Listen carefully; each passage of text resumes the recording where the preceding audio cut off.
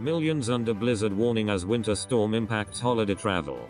Thousands of flights were cancelled or delayed and 14 million people were under a blizzard warning Sunday as a storm brought snow, wind and rain to large stretches of the Midwest on a major Thanksgiving holiday travel day. Kansas City International Airport was closed to flights arriving on the airfield due to low visibility caused by weather conditions and limited visibility under a quarter mile, according to an airport tweet. Kansas Governor Collier issued a state of emergency declaration for the state and officials said road conditions were treacherous in some areas. We strongly recommend that you postpone travel plans, if possible. However, if you must be on the road, make sure your vehicle's emergency kit is stocked, your gas tank is full and your cell phone and charger are with you and someone knows your travel plans. The declaration reads, multiple roads are closed because of whiteout conditions. According to the Can Drive website, there were reports of snow as high as 16 inches in parts of Iowa, Osceola, with other areas reporting 3 inches to 10 inches.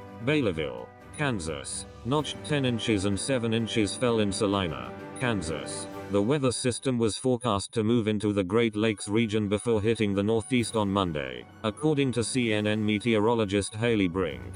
Due to the addition of Cook County, Illinois, the number of people under blizzard warnings jumped from 8 million to 14 million.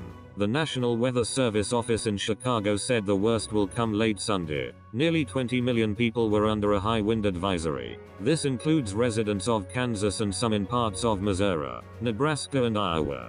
Fort Hays State University student Barber captured the blizzard conditions in Hays, Kansas, on Sunday morning. Streets were dark, and many were without power, he said.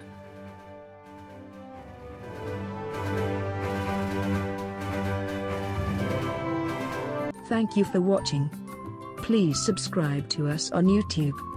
If you like, donate to us, visit home on the page PayPal.